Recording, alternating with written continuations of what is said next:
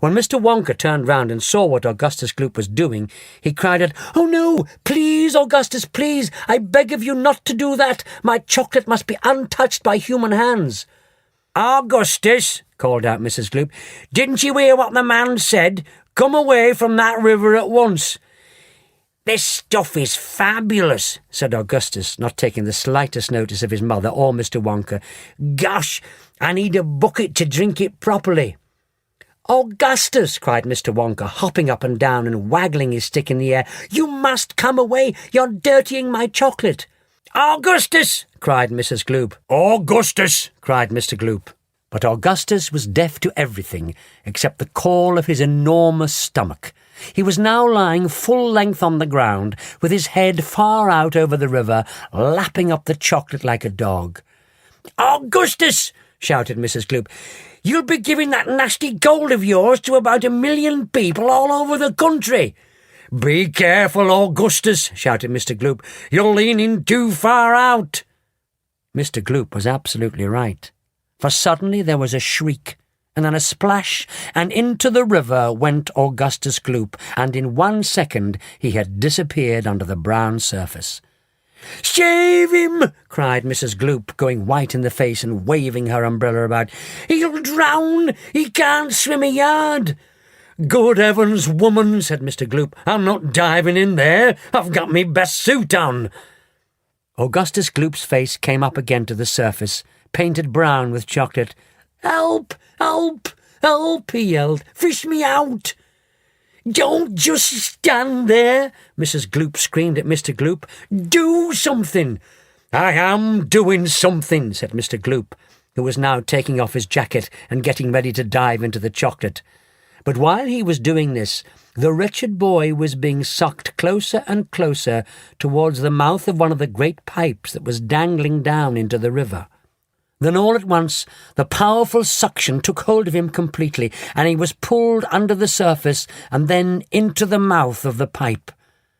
The crowd on the river bank waited breathlessly to see where he would come out. "There he goes!" somebody shouted, pointing upwards.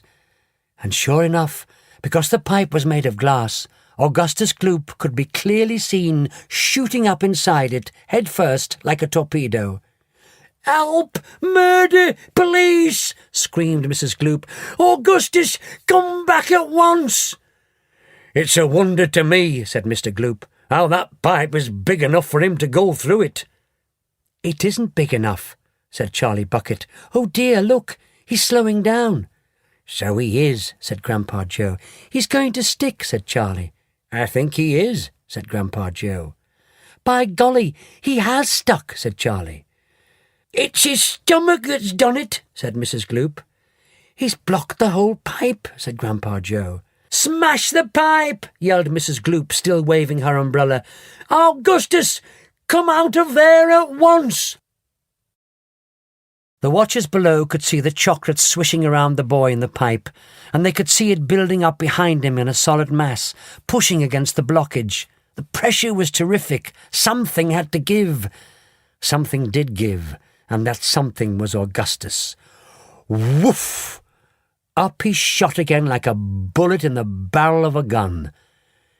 "He's disappeared!" yelled Mrs. Gloop. "Where does that pipe go to? Quick!" "Keep calm," cried Mr. Wonka. "Keep calm, my dear lady, keep calm. There is no danger whatsoever. Augustus has gone on a little journey, that's all. But he'll come out of it just fine. You wait and see." "How can he possibly come out of it just fine?" snapped Mrs. Gloop. "He'll be made into marshmallows in 5 seconds." "Impossible," cried Mr. Wonka. "Unthinkable, inconceivable, absurd. He could never be made into marshmallows." "And why not, may I ask?" shouted Mrs. Gloop. "Because that pipe doesn't go anywhere near it. That pipe, the one Augustus went up, happens to lead directly to the room where I make the most delicious kind of strawberry-flavoured chocolate-coated fudge." "Then he'll be made into strawberry-flavoured chocolate-coated fudge!" screamed Mrs. Gloop. "He'll be perfectly safe," said Mr. Wonka, giggling slightly.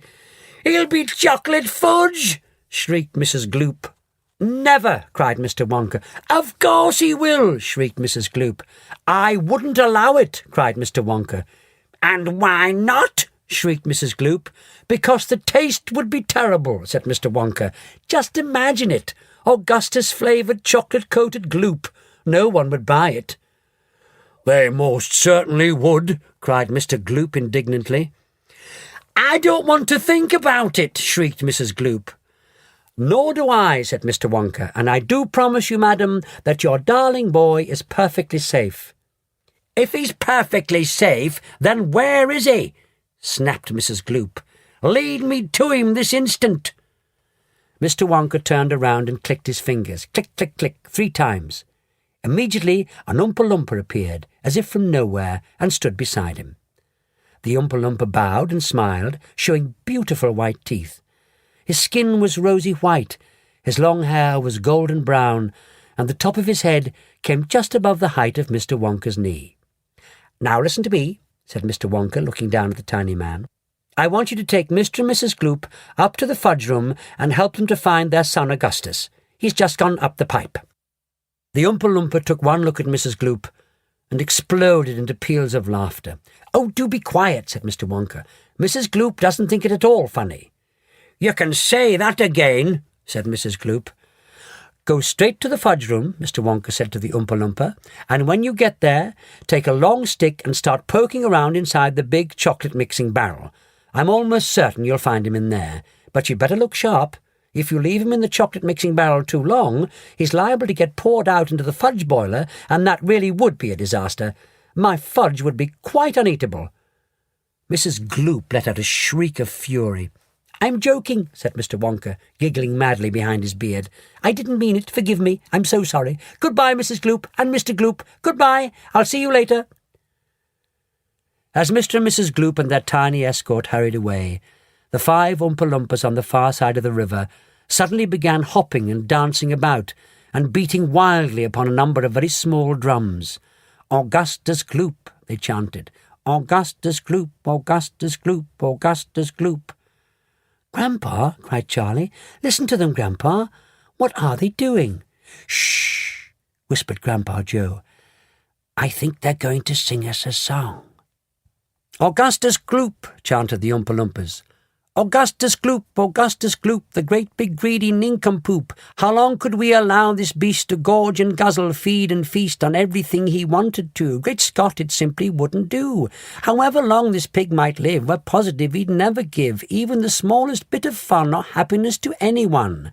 So what we do in cases such as this, we use the gentle touch, and carefully we take the brat and turn him into something that will give great pleasure to us all, a doll, for instance, or a ball, or marbles, or a rocking horse. But this revolting boy, of course, was so unutterably vile, so greedy, foul, and infantile, he left a most disgusting taste inside our mouths, and so in haste we chose a thing that, come what may, would take the nasty taste away. Come on, we cried, the time is ripe to send him shooting up the pipe. He has to go, it has to be, and very soon he's going to see, inside the room to which he's gone, some funny things are going on.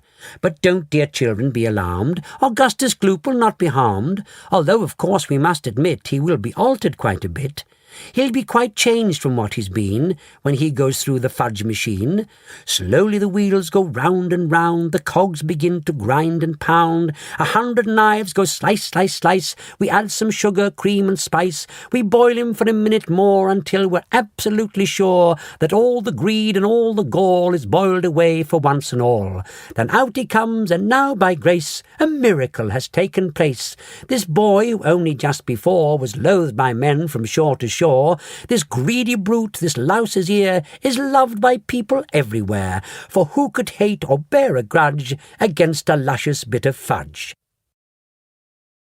"I told you they loved singing," cried Mr. Wonka. "Aren't they beautiful? But you mustn't believe a word they said. It's all nonsense, every bit of it." "Are the Oompa Loompas really joking, Grandpa?" asked Charlie. "Of course they're joking," answered Grandpa Joe. "They must be joking. At least, I hope they're joking. Don't you?" "Off we go," cried Mr. Wonka. "Hurry up, everybody. Follow me to the next room. We shall have to make the next part of the journey by boat. Here she comes. Look." A steamy mist was rising up now from the great warm chocolate river, and out of the mist there appeared suddenly a most fantastic pink boat. It was a large open rowboat with a tall front and a tall back, like a Viking boat of old, and it was of such a shining, sparkling, glistening pink colour that the whole thing looked as though it were made of bright pink glass. There were many oars on either side of it, and as the boat came closer, the watchers on the river bank could see that the oars were being pulled by masses of Oompa Loompas. "This is my private yacht," cried Mr. Wonka, beaming with pleasure. "I made her by hollowing out an enormous boiled sweet. Isn't she beautiful? Come on, hurry up." The gleaming pink boiled sweet boat glided up to the river bank. 100 Oompa Loompas rested on their oars and stared up at the visitors. Then suddenly, for some reason best known to themselves, they all burst into shrieks of laughter. "What's so funny?" asked Violet Beauregard. "Oh, don't worry about them," cried Mr. Wonka. "They're always laughing. They think everything's a colossal joke. Jump into the boat, all of you. Come on, hurry up." As soon as everyone was safely in, the Oompa Loompas pushed the boat away from the bank and began to row swiftly downriver. "Hey there, Mike TV," shouted Mr. Wonka. "Please don't lick the boat with your tongue. It'll only make it sticky." "Daddy," said Veruca Salt, "I want a boat like this. I want you to buy me a big pink boiled sweet boat exactly like Mr. Wonka's. I want lots of Oompa Loompas to row me about, and I want a chocolate river, and I want—" "She wants a good kick in the pants," whispered Grandpa Joe to Charlie. The old man was sitting in the back of the boat, and little Charlie Bucket was right beside him. Charlie was holding tightly onto his grandfather's bony old hand. He was in a whirl of excitement. "Isn't it marvellous?" said Grandpa Joe, grinning at Charlie. Charlie nodded and smiled up at the old man. Suddenly, Mr. Wonka, who was sitting on Charlie's other side, reached down into the bottom of the boat, picked up a large mug, dipped it into the river, filled it with chocolate, and handed it to Charlie. "Drink this," he said. "It'll do you good. You look starved to death." Then Mr. Wonka filled a second mug and gave it to Grandpa Joe. "You too," he said. "You look like a skeleton. What's the matter? Hasn't there been anything to eat in your house lately?" "Not much," said Grandpa Joe.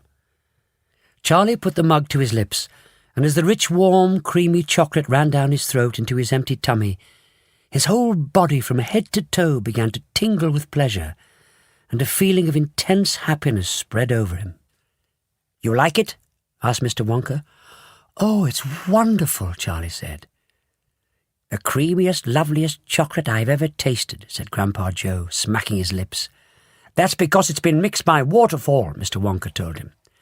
The boat sped on down the river. The river was getting narrower.